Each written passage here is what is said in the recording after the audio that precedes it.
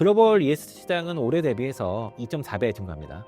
오늘 중국에서 탄산전 선물이 9% 올랐습니다. 신고가에 돌파하는 흐름이고, 그 이유가 이런 그 ESS 수요가 급증했기 때문에 전기차 같은 경우에는 수요의 변화가 컸는데, ESS 배터리 같은 경우에는 K 배터리 기업 자산 효율화 노선 확대 계기에 대해 말씀 주시면 감사하겠습니다. 일부에서 그 포드와 SK온 관계 얘기를 하려고 한 거고요. 일단은 삼성 SDI, LG에너지솔루션, SK온이 약간 지금 방향이 약간 달라요. 그러니까 이제 LG 에너지솔루션과 삼성 SDI 같은 경우에는 지금 그 LFP 배터리, 특히 뭐 ESS라든가 전기차 쪽에서의 배터리를 수주를 지금 확보를 한 상태고, 그러면서 그쪽의 라인도 확대하는 이런 상황이고요. SK온 같은 경우에는 포드와의 결별을 통해서 그 글로벌 SK 자산을 정리를 해서 그 자산을 효율화하고 포트폴리오를 리밸런싱을 하는 그런 상황입니다. 일단 LG 에너지솔루션은 최근에 또 벤처 쪽에서의 저가형 배터리 수주가 나왔죠. 그래서 12월 5일에 그 메르세데스 벤츠와 전기차 배터리 공급 계약 공급 체결을 했고, 약 2조 1천억 원 규모였습니다. 28년 3월부터 2035년 6월까지 공급을 하는데, 이게 이제 북미라든가 유럽 지역에 들어가는데, 그 전에 이미 세 차례 공급 계약이 있었습니다. 근데 그 전에는 그 4680 그 배터리, 그 이제 원통 배터리로 해서 주로 이제 그 하이니켈 배터리가 공급을 했다 그러면은, 이번에는 이제 파우치랑 각형 배터리로 해서 아마도 좀 중저가형으로 배터리지 않나라고 그렇게 예상을 하고 있고, 그렇게 되면은 이제 LG 에너지솔루션과 벤츠와에는 기존 이제 46 시리즈 프리미엄급뿐만 아니라 중저가형 그 배터리와, 그리고 이제 중저가형 전기차랑 플래그십 모델까지 전 라인업을, 벤츠의 그 전동화 라인업을 전부 다 그 엔트리부터 볼륨까지 다 이제 대응할 수 있는 그런 상황이고, 중국 기업들이 장악하고 있는 그 LFP라든가 특히 중저가 배터리 그 시장에서 여기서 점유율을 회복하고 주도권을 확보할 수 있는 그런 기회를 마련했다라고 볼 수 있겠고요. 벤츠도 이제 시애틀이라든가 파라치스 배터리를 사용하다가 이제 청량화재 나면서 이미지가 굉장히 많이 실추가 됐는데, 이를 좀 마련할 수 있는 그런 기회가 될 수 있을 거라고 볼 수 있겠고, 삼성 SDI 같은 경우가 최근에 첫 ESS 배터리 수주가 나왔습니다. 특히 이제 미주법인에서 미국 에너지 그 인프라 기업과 이제 ESS용 그 LFP들이 공급 계약 체결했고, 2조 이상이고 27년부터 3년간 공급이 됩니다. 그리고 이제 기존의 생산 전략 같은 경우도 스텔란티스 1 공장 합작법인이죠. 여기 같은 경우도 생산 그 계획을 변경해서 4개 라인 중에 그 1개는 그 정체 유지하고 나머지 3개, 최대 3개까지 그 ESS용 그 LFP 라인을 전환을 추진하고 있습니다. 굉장히 크죠.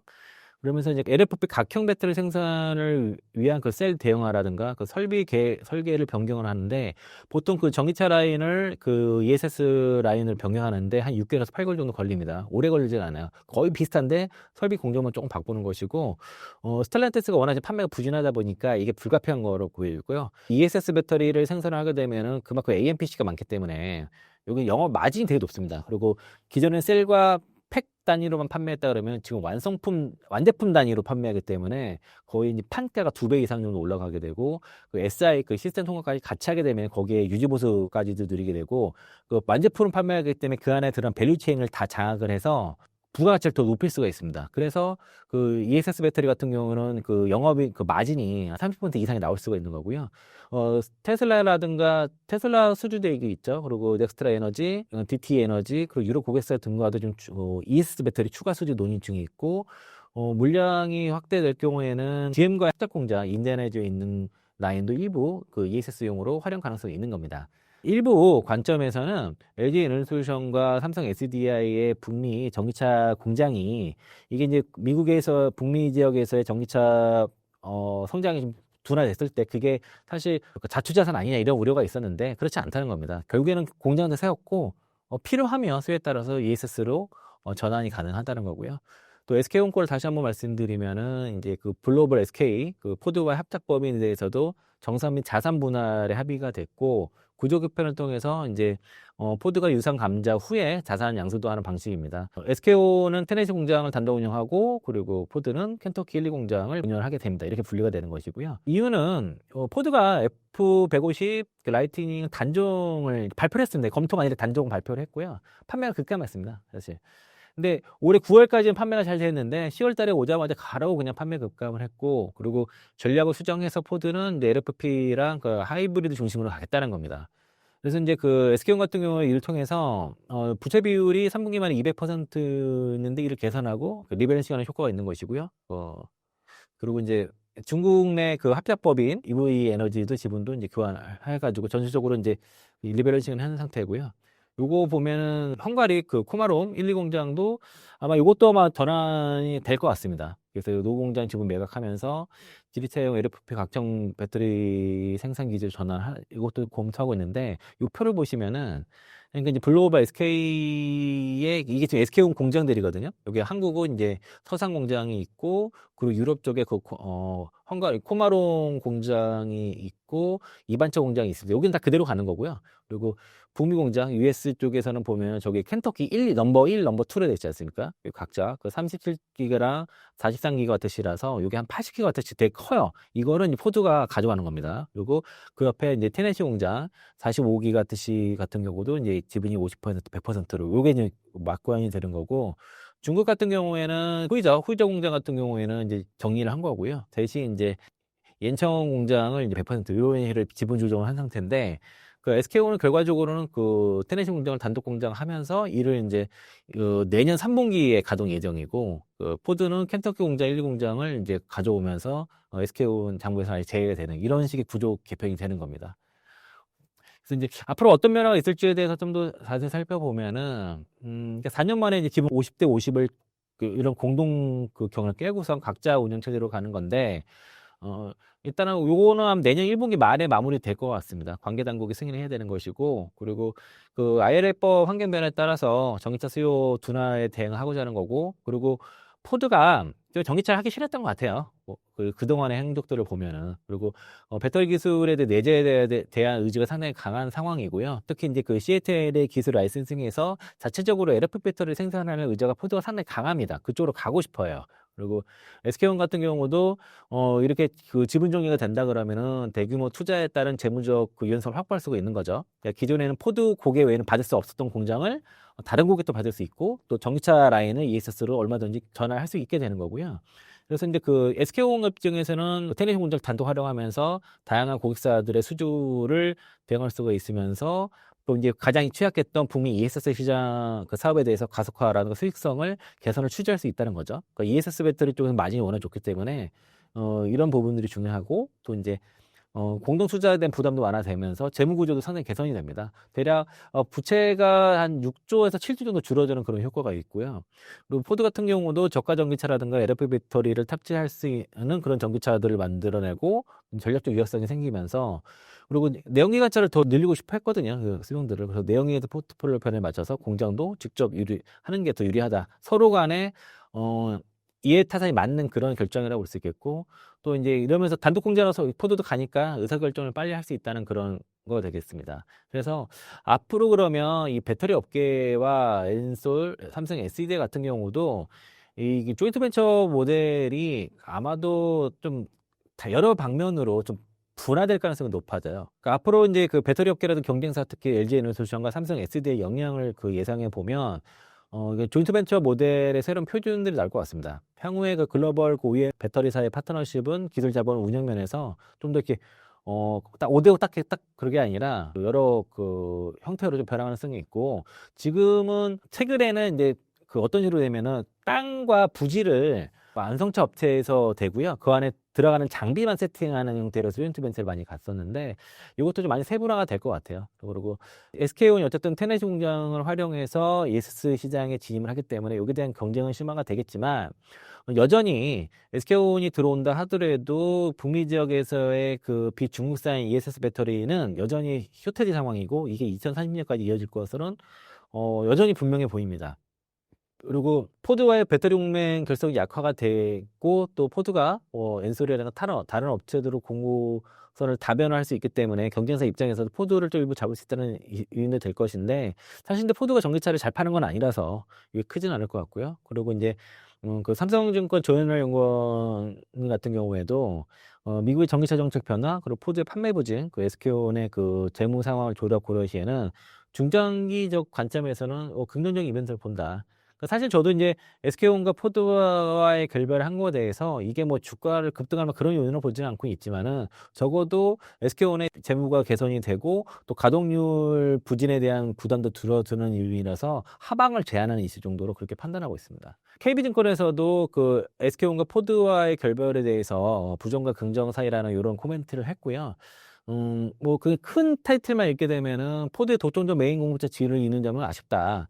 하지만 이제 26년과 29년 상반기 가동률 부진에 대해서는 우려에 대해서는 감소가 됐고, 그리고 OEM과 결별을 해야 효율적 운영이 가능하기 때문에 여기에 대해서 강조를 했습니다. 그리고 내용을 잘 보면은 애초에 투자자들이 포드에 대해서 전방에 대해서 할 우려가 높았고 내연기관 위주였던 포드가 전기차 판매가 예상치를 하였기 때문에 연결제품 재무제품 기준으로도 감가상각 4,500억도 부담이 됐었다는 거죠. 그리고 이제 올해 이제 10월부터 전기차 보조금이 종료가 돼서 사실은 이제 요게 우려가 있었는데, 어쨌든 현재 그 글로벌 SK 설비 자체는 어쨌든 조인트 배터리 시절에는 경쟁사 다른 OEM 배터리 생산이 어렵지만은 이제는 그 조자처럼 이제 고객 사정에 맞게끔 뭐 현대, 포드, 폭스바겐 이런 식으로 막 그 라인을 가동을 자유롭게 할 수 있게 돼요. 그러니까 이게 이제 가동률 높이는 게 훨씬 더 좋을 거고요. 그리고 이게 SK온 향후에 이제 조자 그 현대 EV 라인을 현대 조인트벤처 그 라인에서 이제 26년 3월 달부터에 생산이 들어가고, 뭐 ESS를 조지해서 생산을 한다던가, 뭐 현대 조인트벤처의 생산 가동률 뭐 올릴 수 있을 것으로 해서 좀 더 유연하게 운영이 가능하다는 것이 이게 좋고요. 그리고 연결 부채 자체가 기존에 12조에서 6조 원 정도까지 감소하게 되니까 한 6조 정도 감소 이슈가 있거든요. 그러니까 전체 부채가 31조인가 그러는데 거기에 25조까지 감소하는 이슈입니다. 그래서 이제 이거 뭐 어쨌든 부정보다는 긍정적인 이벤트가 더 큰 것 같다라고 판단하고 있습니다. 추가적으로, 근데 뭔데 도대체 이제 그 포드가 ESS 배터리를 그렇게 하고 싶어 하는지, 살펴보면은, 저희 IM증권의 그 정은석 그 의원님이 이제 발표한 리포트를 제가 좀 요약을 했는데, 글로벌 ESS 시장은 올해 대비해서 2030년까지 약 2.4배 증가합니다. 대략 920기가와트시까지 증가할 것으로 보여지는데, 이거는 뭐 시장 조사 기간마다 편차는 굉장히 큽니다.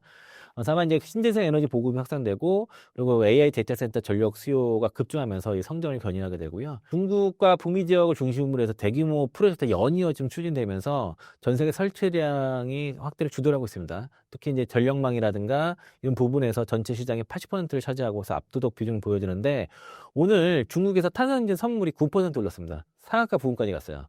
10만 이하를 돌파 훌쩍하면서 지금 신고가 그 최근 이제 그 10만 위를 거기 정고점을 좀 돌파하는 흐름이고, 그 이유가 이런 그 ESS 수요가 급증했기 때문에 지금 탄산 리튬 가격이 지금 급증하는 겁니다. 왜냐하면 탄산 리튬은 그 LFP 배터리에 주로 좀 들어가기 때문이고요. 전기차 같은 경우에는 이제 소비자의 선호에 따라서 이런 보조금 정책이라든가 경기 변동에 따라서 수요의 변화가 컸는데, 그 ESS 배터리 같은 경우에는 신재생산 에너지가 확대되고 전력망 안정화에 따라서 그 높은 수요의 가치성이 있다는 거죠. 구조적 요인에 기반해서 상대적으로 안정적인 중장기 성장이 가능한 게 ESS 시장인데, 여기가 지금 급전하는 겁니다. 완성차 기업들이 신차를 만들려면 최소 5년, 뭐 길게는 8년에서 10년 주기로 맞춘 장기 계약을 해야 되는데, 배터리 기업들 같은 경우에는 그렇게 완성차 기업들과 장기 계약을 해야 되는데, ESS 배터리는 상대적으로 2, 3년 주기거든요. 물론 이제 그래서 보면 계약 기간을 보면 거의 3년짜리가 많아요. 여기 상대적으로 짧은 주기이기 때문에 더 그 실적의 그 수요 가치성이 높다는 겁니다. 이게 또 확실한 거고, 그리고 생산 및 수익성도 좋은 거는 소품종 대량 생산이 가능하고 가동률 높일 수 있다는 거죠. 그러면서 이제 수익성도 이로 인해서 규모의 결정 달성이 용이하고 안정적인 수익 확보 가능한 사업으로 평가돼서, 결과적으로는 AI가 K배터리를 살려준 것 같습니다. AI와 그 국내 그 배터리는 당분간 같이 가는 운명 공급대 가능성이 높다라고 보고 있고, 그러니까 북미 지역에서의 전기차 부진이죠. 북미 지역에서 전기차 캐즘을 ESS 배터리를 통해서 극복해 나가는 상황이 좀 벌어질 것 같다. 그게 이제 실적으로 가셔야 되는 시점은 26년 말과 이제 27년 정도 되겠죠. 왜냐면은 26년 말까지 삼성 S대의 30기가와트시, LG에너솔루션 북미 지역 기준입니다. 그러니까 50기가와트시 캐파가 구축되고, 그 캐파의 만큼 이익이 발생하는 시점이 27년과 28년도거든요. 그러니까 27년도가 북미 지역에서 ESS 배터리 생산했던 6개 기업이 이제 누가 과연 성공하는지, 그리고 누가 살아남을지가 결정되고, 거기서 살아남은 기업이 그 시장을 다 장악하게 될 겁니다. 그래서 이제 27년도에 이후에 ESS 배터리 생산하는 기업들의 어떤 주가 상황을 잘 봐야 될 것 같고요. 그리고 앞서 말씀드린 것처럼 여기 이제 LG에너솔루션이 캐파 운영 최적화에 대해서 발표를 했는데, 이번 자료를 보시면 기존에 올해 30GWh까지 하고 내년도에 50GWh까지 지금 가파 늘리는 형태로 그렇게 지금 이렇게 하고 있고, 원래 내년 계획이 40GWh였습니다. 10GWh 더 늘린 거고요. 그리고 소주 장고 같은 경우도 그 ESS 배터리가 그냥 그 올해 3분기에 이제 120GWh 정도까지 이렇게 그 수장고 쌓여 있는데 아마 이게 계속 올라갈 것 같아요. 그리고 그동안에 LG에너솔루션 주가가 23년도 10월 이후로 되게 안 좋았던 중에 하나가, 제가 그때 GM 담당자, 그 LG에너솔루션 GM 담당자한테 들었던 얘기가 유럽 지역에서 요즘 수주가 안 된다고 막 그랬었거든요. 근데 이제 그 최근에는 LG에너솔루션 수주가 자꾸 나와요. 그래서 이제 그전과 좀 다른 상황이 됐다라고 볼 수 있겠고, 그리고 LG에너솔루션과 벤츠와의 그 공급 계약에 대한 얘기는 뭐 앞에 좀 약간 언급을 했지만은, 결국에는 벤츠 입장에서는 안전적인 공급망을 찾은 것이고, 또 탈중국 배터리가 필요한 거고, 또 미국의 IRA 규율이라든가 EU 쪽의 지정학적 리스크 대비해서 그 LG 에너솔루션을 유일한 대상으로 좀 체크타를 한 거고요. 구강회전과 그 원래 그 칼린조스 회장 간의 회동이 있었는데, 요게 LG 에너솔루션, LG 디스플레이, LG 이노텍, LG 전자 이런 식의 토탈 솔루션 전략이 잘 먹혔다고 보는 겁니다. 벤츠 전기차 안에 이제 LG 에너솔루션 배터리 들어가고, 모니터는 LG 에너솔루션 디스플레이 들어가면서, 카메라는 LG 이노텍, 전장 그 LG 전자가 LG 디스플레이를 이용해서 그 전기차에 들어가는 그 디스플레이 그런 걸 만들거든요. 그런 식으로 전장 부품을 만드는 것들 포괄적 협력을 통해서 같이 들어가는 것도 괜찮고, 그러면은 이제 LG 에너솔루션은 그 특히 벤츠를 통해서 28년도 정도 되면은 그 퀀텀 점퍼 가능성이 있습니다. 그래서 이제 가동률도 덕분에 안정적으로 돌아가라서 LG 에너솔루션 실적이 28년도에 상당히 좀 좋아질 가능성이 높아졌다라고 볼 수 있겠고요. 그리고 기존 수주 같은 경우에는 대부분 다 4680이잖아, 보시면. 46 시리즈. 근데 이번엔 중저가형. 그래서 파우치 중저가형으로 좀 예상이 되고, 유럽 내에서의 이제 그 유럽 공장의 재포지셔닝이 지속되는 거죠. 그러니까 고객 니즈가 이제 하이니켈에서 중저가 제품으로 확산이 되는데, 그 르노의 LF 배터리랑 미드니켈 배터리를 올해 4분기부터 개시가 들어갔고, 폭스바겐으로 미드니켈을 하반기에 그쪽에 들어가고요. 들어는데고, 벤츠로부터 자력 시리즈랑 중저가 모델이 들어가는 게 이제 28년도고, 벤츠가 기존의 전기차 라인업을 다 뒤집고 완전히 새롭게 판을 짜려고 하는 거거든요. 그게 28년도라서 벤츠 쪽에서의 수주를 통해서 28년도에 LG에너솔루션이 이제 어쨌든 퀀텀 점프를 좀 대기하고 있다라고 보고 있습니다. 최근 리튬 가격이 반등을 했습니다. 이에 포스코홀딩스의 글로벌 시장 1위를 위한 리튬 사업 전략이 어떻게 되나요? 최근에 그 리튬 가격이, 특히 탄산 리튬 가격이 급등을 하고 있습니다. 오늘 이제 12월 17일 탄산 리튬 가격이 장중 9% 넘게 올랐습니다. 10%가 상한가인데, 그전에는 23년도 하반기 이후에는 리튬 가격 떨어질 때 이유가 수요 부진이었거든요. 그러니까 공급 과잉이었거든. 공급 과잉. 수요 부진에 따른 공급 과잉. 그러니까 이게 두 개가 같이 맞물렸는데, 그러다가 어느 순간 리튬이 반등할 경우에는 대부분 공급이 줄어드는 이슈였습니다. 어떤 수요 이슈가 다 공급단에서 뭐가 좀 공장이 중단된다거든가, 뭐 시애틀 공장이 정부가 이제 허가 문제 때문에 멈추다가 이런 식이었는데, 음, 그동안 그래서 이제 중국정 공무원에서도 리튬연과 배터리 양극재 산업에 대해서 가격 단업과 덤핑을 전면 금지 하면서 타산이 안 만든 그 원간 경기에 떨어지는 그런 광산들은 다 많이 없어졌어요. 특히 리튬연 기업들 많이 이렇게 없어지고 해서 그런 식으로 정리가 좀 됐었고, 그리고 그러면서 가장 큰 거는 어떤 ESS 쪽에서 수요가 급증을 하면서 탄산유도 가격이 이제 반등하는데, 그게 공급 이슈가 아닌 수요의 증가에 의한 반등이 나왔다는 거죠. 그러니까 공급단에서의 가동 중단이라는 충격이 있는 상황, 그래서 급등이 나왔는데, 그런 경우는 다시 가동이 돼버리면 리튬 가격이 제자리를 왔거든요. 그런데 이번에는 공급에 대한 충격이 발생하고, 그리고 중국 정부의 정책도 가격 담합이나 덤핑을 전면 금지하는 금기령 이런 것들이 나왔고, 또 수요도 ESS 배터리에 대한 수요가 증가하는 이 세 가지가 맞물리면서 리튬 가격이 급반등을 하게 한 거고요. 올해 2배 이상 올랐습니다, 리튬 가격. 그리고 탄산유 선물 같은 경우도 10만 위안을 넘어가고 오늘 이제 급등세가 나타난 상태고요. 그래서 리튬 가격이 이렇게 되면 얘가 구조적인 상승 구간에 들어간 것으로 보여집니다. 그러니까 수요 증가가 공급 증가를 초과하는 상황이 지금 당분간 이어질 거라는 거죠. 이게 핵심은 특히 그 ESS 배터리 때문에 그런 거고, 북미 지역에서 시작됐던 그 AI 데이터 센터 건설 붐이 지금 중국에서도 엄청나게 오고 있고요. 그래서 ESS 배터리 수요가 로 인해서 중국 내에서 LFP 배터리 소태지 상황이 벌어지고 있는 거고, 리튬 염 가격, 전해질 염이라든지 그게 지금 가격 급등하고 있습니다. 리튬도 그렇고. 그래서 오늘 이런 쪽들이 결과적으로는 다 전기차도 중에서 잘 팔리죠. 그리고 뭐 업체들은 힘들지만 전체는 판매가 잘 되고 있고, 그리고 ESS도 같이 증가하니까 이게 가파라지다 보니까 배터리 수요라든가 리튬 수요가 올라가면서 이렇게 쭉 올라가는데 공급이 계속 줄어들고, 그러니까 그리고 예상했던 증가율보다 더 낮은 증가율이 나타나 보니까 가격이 치솟고 있는 겁니다. UBS에서 그 CATL의 리튬 광산이 6개월 정도까지 가동 지연될 거라 예상했었는데 그 실제로 막고 있고요. 뭐 10월 달 아니면 CATL은 11월 달 가동 목표를 했지만 여전히 안 되고 있고, 그러니까 그 가동이 바로 하기 어렵다라는 그런 이슈고 있고요. 또 이제 정부에서도 그런 현지성이 있는 광산들 좀 오래 라이센스 이제 만료된 것들 다 좀 폐기했다고 오늘 발표 나왔거든요. 그러면서 이제 리튬 가격 급등이 나왔는데, UBS에서는 앨범안에 대한 투자 의견을 상향을 했습니다. 그러면서 26년 말까지 리튬이, 그러니까 26년 하반기까지 리튬 공급이 부족할 것이다, 그렇게 예상했습니다. 아까 말씀드린 그런 이게 수요의 증가라는 거죠. ESS 수요가 견고하고 리튬 수요도 지속적으로 증가를 하고, 공급 쪽에서도 수요 대비 공급 능력 확대가 부진한 상태고, 특히 서구권 리튬 생산은 투자는 제한적이라는 겁니다. 그러니까 이제 수요는 올라가는데 공급이 제한적이라는 거예요. 그러면 수급 불균이 나타나면서 이게 쇼테지가 26년 하반기까지 이어질 것으로 보여져서, 그러면서 이제 리튬 가격 상승 결과적으로 앨범한 실적과 주가에 직접적으로 호재를 작용하니까, 그래서 이제 목표 주가도 투자 의견도 중립해서 이제 매수로 바꿔보면서 목표 주가 185달러까지 상향한 겁니다.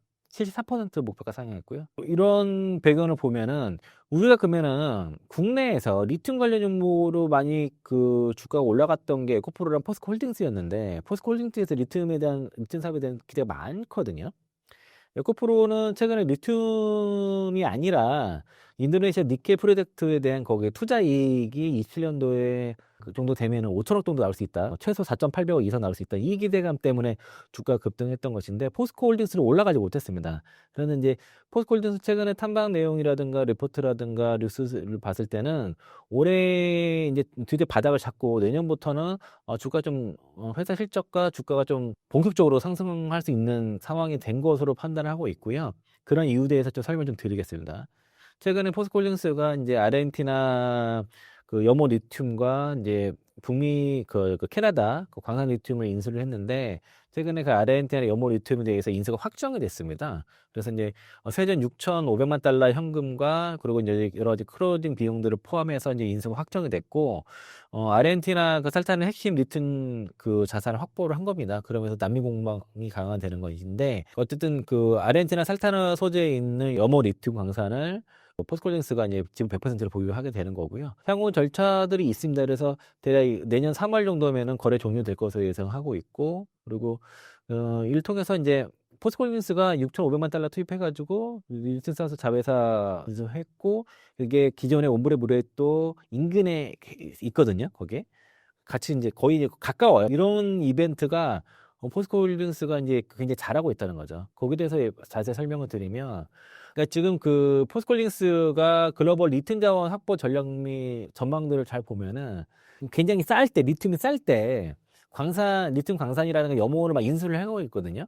이런 자체가 전기차라든가 ESS라든가 AI 드론 이런 미래 산업 발전에는 배터리가 반드시 좀 필요하고 수요가 좀 급증하고 있습니다. 그러니까 전기차 쪽에 북미 시장만 10월 달부터 역사적 날 뿐이지, 전 세계 전기차 시장은 여전히 성장을 하고 있고, 여기에 ESS 수요가 붙고, 또 AI와 그리고 드론 등의 뭐 휴머노id 로봇 등을 통해서 다양한 지금 그 수요처가 발생을 하고 있는 것이고, 포스코는 그 소재 보국을 그 목표로 하고 있거든요. 그 이런 소재 보국의 실현이라든가 고품질 리튬 자원의 안정적인 확보를 통해서 글로벌 리튬 기업으로 좀 도약하고자 하고 있습니다. 그래서 이제 호주 그 광산 지분 투자를 했고, 아르헨티나 이제 염호 관권 추가 투자를 하면서 이 투트랙으로 지금 진행하고 있고요. 호주 같은 경우도 서호주 지역의 티어 1급 굉장히 최 상품에 대한 그 우량광산 두 곳을 지금 그 인수를 투자를 하고, 또 아르헨티나 같은 경우도 옴브레 브레트 옆에 있는 염호 리튬을 추가적으로 인수를 하게 됐는데, 그렇게 되면은 이제 그 호주 리튬 광산 같은 경우는 연 27만 톤의 리튬 정광을 확보하게 됐고요. 그러면 스타르 리튬 3만 7천 톤 생산이 가능합니다. 이게 전기차 한 86만 대 분량이고, 그리고 이런 원재료를 판매를 통해서 수익을 확보를 하고, 또 어떤 이런 통해서 가격 변동성, 리튬 가격 변동성에 대해서도 완화가 되면서, 그러니까 광산이랑 공정을 통합으로 운영할 수 있잖아요. 그래서 요거에 대한 비용도 효율할 수 있다는 것이고요. 또 그 아르헨티나 요모 같은 경우에는 요거도 상품이 되게 좋아요. 리튬 농도도 상당히 고농도로 들어가 있어가지고 그래서 기존 공정 부지를 인도했기 때문에 성분 유사합니다. 그러면서 이제 기존의 인프라라든가 공정 노하우를 활용할 수가 있게 되는 거고요. 또 이제 미국에서 북미 지역에서 도입하려고 하는데 그 리튬 직접 추출 기술, 그 DLE라고 하는데 여기도 적용할 것으로 생각됩니다. 그러면은 공정도 단축되면서 효율도 증강되면서 상당히 친환경적으로 그 물을 덜 쓰는 방식으로 진행될 거고 이렇게 되면 이제 포스콜링스는 26년까지 연간 약 9만 3천 톤의 리튬 생산 능력 확보하게 됩니다. 이는 글로벌 탑 5에 들어가요. 틴치리튬보다 높습니다. 틴치리튬이 지금 연간 생산량이 리튬 생산량이 생산 능력 그 캐파가 7만 톤이거든요. 넘어가게 되는 거예요. 그러면은 5위까지 될 수 있는 겁니다. 그러면 이제 최소, 그러니까 틴치가 만약에 더 증산을 하게 되면 캐파를 늘리게 되면 바뀔 수 있지만 최소 탑 10에는 무조건 들어가는 거예요. 내년부터는. 그러면은 지금 가장 리튬이 저렴할 때 굉장히 좋은 자원을 리튬 자원을 확보를 한 상태고 그리고 지금 리튬 가격이 좀 올라가고 있지만 여전히 아직도 싸단 말이야. 그러면은 어느 정도 올라갔을 때는 캐팍스를 더 구출했기 때문에 이런 실적이 어느 순간에 확 올라갈 수 있는 될 거고요. 그리고 지금 계속 리튬 가격을 모니터하면서 추가적으로 더 리튬 강사를 확보를 하려고 지금 준비를 하고 있습니다. 그 자료 보면은 알버말이 올해 기준은 전 세계 이제 16만 5천 톤, 그 간펑 리튬이 이제 15만 6,100톤, 그 SKM 14만 톤 정도 됐죠. 그리고 리오틴토가 이제 11만 7,200톤인데 틴치가 7만 톤이에요. 근데 포스콜린스가 9만 3천 톤이면은 탑5에 들어간단 말이야. 그리고 리튬 가격이 15달러 이상만 올라가면은 광석 리튬을 더 확보하겠다기 때문에 잘하면 탑4까지도 노릴 수 있는 겁니다. 그러니까 이 포스코홀딩스의 9만 3천 톤 저 리튬 생산 능력이 사실 어마어마한 거예요. 그래서 근데 이거에 대한 수혜를 지금 전혀 아직 누리고 못하는 건 리튬 가격이 지금 워낙 아직은 싸기 때문에 포스코가 생산해서 적자거든요. 그래서 2분기에도 그 리튬 평가 손실이 한 4천억 넘게 발생했는데 그게 리튬 가격이 올라갔을 때 다시 수익으로 바뀔 것이고 그래서 포스코의 그 리튬 사업 전략에 대해서 그 메리츠증권의 장재영 연구원님이 이제 정리를 한 거를 제가 이제 그 좋게 좀 정리를 했는데, 그러니까 포스코홀딩스가 벤치마킹을 하는 그 선도업체를 벤치하는 방식입니다. 그러니까 선도업체들이 성장했던 게 불황기 때 아주 좋은 리튬 자원을 매입을 하는 거죠. 그리고 뭐 호황기 때는 생산 능력이 확장이 되면서 당연히 실제 올라가겠죠. 그러니까 불황기 때 우량자를 매입해서 호황기 때 생산 능력 확장하는 식의 성공 전략을 그대로 추구하고 있는 거고 그게 지금 효과를 나타나고 있는 거고요. 그리고 옴브레 무레떼로 2018년도에 인수를 했고 링콘은 2021년도에 인수를 했는데 옴브레 무레떼와 링콘 대비해서도 사람이 저렴하게 인수를 하면서 여모리튬 특히 저 여모리튬 같은 경우에 자산가치 입증을 했고 이번에 인수한 그 여모 같은 경우도 상당히 지금 싸게 잘 산 겁니다. 기존에 뭐 시장 예상보다는 비싸게 샀다 하지만 기존의 가격보다 4분의 1 가격을 산 거기 때문에 그렇고 그리고 이 정도면은 사실 이제 원가 경쟁력이 중국 업체들과 대등합니다. 해볼만 해요 이제는요. 그 원가 경쟁력이 상당히 대등하고 평균 코스트를 그러니까 톤당 $10,000 이하로 킬로그램당 $10 이하로 그 원가를 낮추려고 목표를 잡고 있어요. 그래서 이제 그 포스콜링스가 보면 여기 그 원가는 톤당 그 $10,000가 이제 그 킬로당 $10라 보시면 돼요. 그리고 그 중장기적으로 보면은 톤당 15,000에서 20,000달러니까 이제 킬로당 $15에서 $20 정도인데 여기 보면 만약에 $10 이하, 만약 $10 원가가 $10가 보면은 리튬 가격이 $15만 돼도 마진이 50%죠. 그죠? 그리고 $20만 돼도 2배입니다. 100% 이상이 나와요. 그리고 여모 리튬 가격이 대략 그 원가가 한 $5 정도 나오고요. 그리고 광석 리튬 한 $12 정도 나와서 지금 가격에는 광석 리튬은 손실이에요. 생산하면 생산할수 손실입니다. 그러니까 생산하고 쌓아놓기만 하는 거예요. 그래서 재고평가 손실이 나오는데 그 포스코홀딩스가 최근에 이제 그 3분기 실적 발표할 때는 중장기 20년도 말, 20년도 후반, 28년도, 29년도에 리튬 가격을 한 $15 정도로 예상한다 했는데 최근에 콥데이에서는 15에서 $20까지 좀 상향 발표했습니다. 그래서 $15 이상이 되게 되면은 광석 리튬 재련 캐파를 더 추가 확장을 하겠다라고 그렇게 얘기하고 있어요. 그게 도달하는 가격이 $15라서 리튬 가격이 $15가 된다 했을 때는 제 생각에는 포스콜린스 주가 날아갈 것 같아요. 그래서 이제 그걸 대비해서 올해는 주가 바로 못 갑니다. 아직은 저게 이제 캐파가 그 램프업이 끝난 게 아니기 때문에 올해 좀 어렵더라도 내년도의 상승을 염두해서 좀 모아도 되지 않을까. 그전에는 10월까지만 해도, 그러니까 11월 달까지만 해도 포스코홀딩스는 아직 갖고 있으면 보유 정도 매지 적극적으로 매수기를 늦지 않았는데 최근에 이제 탐방한 내용을 보니까 사모아도 되겠다라고 판단하고 있고 그리고 내년 시장 전망을 봐도 전기차를 포함한 ESS 쪽에서의 리튬 수요 증가율이 공급 증가율보다 높다는 거죠. 대체로 내년도 같은 경우도 좀 원만하게 어쨌든 그 수요는 올라갈 것으로 보고 있고 중량의 가격도 올라간다라고 보고 있는 거고요. 그래서 이제 이런 저하 시황기에 우려지면서 매입한 것들이 중장기 성장을 위한 필수적인 수순이고 그 전략을 따랐는데 상당히 유효한 전략이라고 판단하고 있습니다. 그러면 이제 리튬 가격이 올라가고 그리고 실적 추정이 상향되면은 당연히 주가랑 그리고 그 포스코에 대한 평가 가치는 당연히 올라갈 것으로 보여지라서 그래서 어느 정도 지금 뭐 30만 원 뭐 정도 이 정도 가격에서는 아니 뭐 주가 좀 바닥을 좀 잡지 않았나라고 그렇게 판단하고 있습니다. 그리고 이제 그 ESS 배터리 같은 경우도 요거 뭐 추가적인 얘기인데 내년부터는 어떤 그 배터리 가격 하락은 좀 제한적일 거라 보는 이유가 리튬 가격이 떨어지지 않았어도 배터리 가격은 계속 그 공정의 그 원가 절감으로 인해서 그 제조 효율로 인해서 계속 배터리 가격이 떨어져 왔었는데 이제는 추가적으로 금속 가격 하락도 여러 개 축소가 됐고 그리고 제조 효율 개선 효과도 거의 반영됐고요. 원가 구조 자체가 바닥거리에 근접했다는 겁니다. 그래서 이제 요게 지금 또 이제 제조사 업체들도 장기 계약을 원가를 고정을